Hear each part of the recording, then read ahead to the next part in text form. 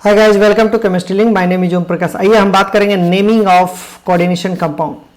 तो नेमिंग, इससे पहले वाला वीडियो अगर आप नहीं देखें, यहाँ तक का वीडियो हो चुका था, अगर नहीं देखें तो प्लीज आप जाकर देखिए, लिंक डिस्क्रिप्शन बॉक्स में मैं दे दिया हूँ। ठीक है, आइए हम बात करते हैं। यहाँ पे लिखा हुआ naming of the coordination compound के बारे में। जब कोऑर्डिनेशन कंपाउंड का नेमिंग करना तो आप जानते हैं जो कोई ऐसा यहाँ पे आयंस होते थे, यहाँ पे ऐसे होते थे, ऐसे ही बात करते थे ना।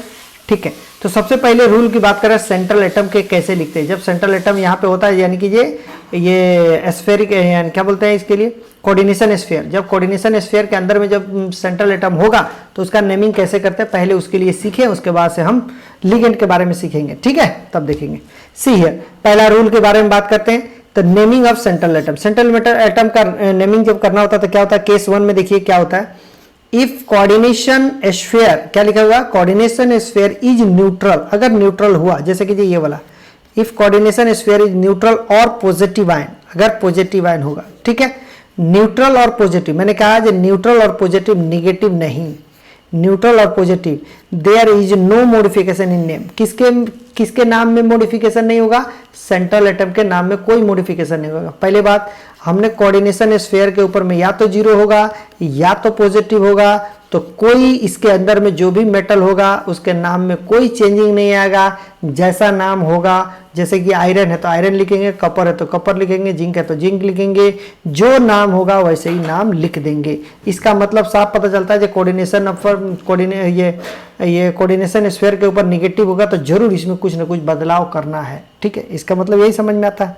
ठीक है, ये देखिएगा, ये निकल हो गया डायरेक्ट, क्योंकि जो कोऑर्डिनेशन स्फीयर के ऊपर में जीरो चार्ज है। अगर यहाँ पे ऐसे लिख देता NiCO और 4 और यहाँ पे कुछ नहीं देता तो आपको ये समझ में आना चाहिए यहाँ पे जीरो चार्ज है, क्योंकि ये इसके लिए ऑक्सीडेशन नंबर 0 होता है तो इसका भी ऑक्सीडेशन नंबर 0 होगा। अगर यहाँ कुछ दिया होगा तब, जैसे कि ये देखिए, निकल है, वाटर है, 6 है, +2 दिया हुआ, राइट।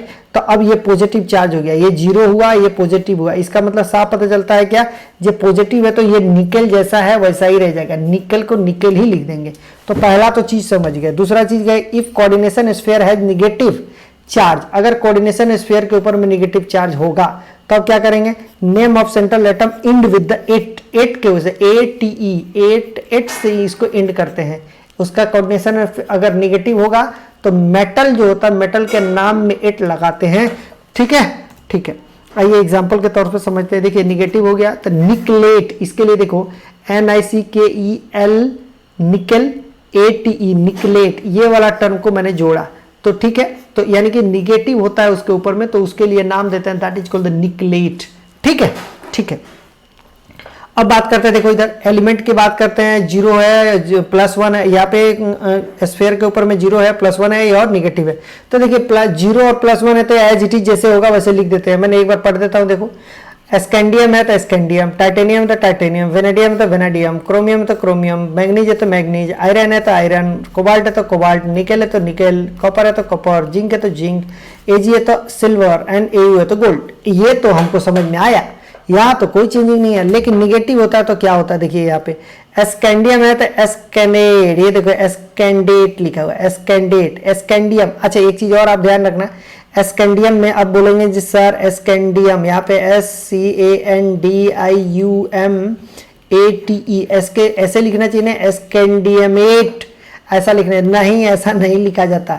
ये IUM को भी हटा देते हैं और ATE को जोड़ देते हैं। लेकिन ये छोटे छोटे चेंजिंग आते हैं, आपको ये ध्यान रखना पड़ेगा।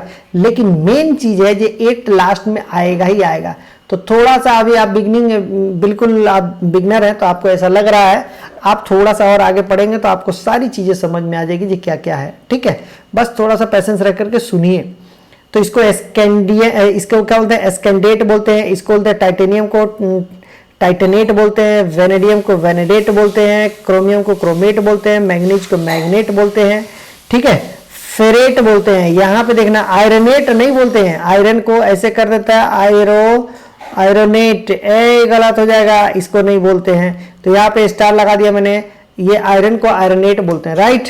सॉरी, आयरनेट नहीं बोलते हैं, इसको क्या बोलते हैं, फेरेट बोलते हैं। कोबाल्ट होता है कोबाल्टेट बोलते हैं, निकल होता है निकलेट बोलते हैं, कॉपर होता है तो कॉपर को ऐसे नहीं लिखते, COPPERAT, कॉपरेट।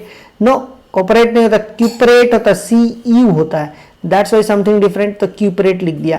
यहाँ पे जिंक है तो जिंकेट हो गया, सिल्वर, ये ध्यान रखना एकदम, सिल्वर जो होता है सिल्वरेट नहीं होता है, इसके लिए क्या होता है अर्जेंटेट। ये देख बिल्कुल ध्यान रखिएगा साहब, अर्जेंटेट ARGENTATE अर्जेंटेट बोलते हैं, एयूरेट बोलते हैं। ये तो एकदम इसका और सिल्वर का और AU का बिल्कुल सोना चांदी का जो बात है उसके लिए तो एकदम ध्यान ही रखना है भाई, ये सस्ते में नहीं मिलता है। यानी कि अर्जेंटेट एज वेल एज एवरेट, ये एकदम ध्यान रखिएगा, तमेव माता चपिता, एकदम रट लो, ठीक है। सेम एज यहाँ पे देख लीजिए कुछ और एग्जांपल है, ये SN है, SN को बोलते हैं टीन बोलते हैं, PB को लेड बोलते हैं, यहाँ पे HG को मरकरी बोलते हैं, PD को बोलते हैं पैलेडियम बोलते हैं, PT को बोलते हैं प्लेटिनम बोलते हैं, W को बोलते हैं टंगस्टन बोलते हैं, BR को ब्रोमीन बोलते हैं।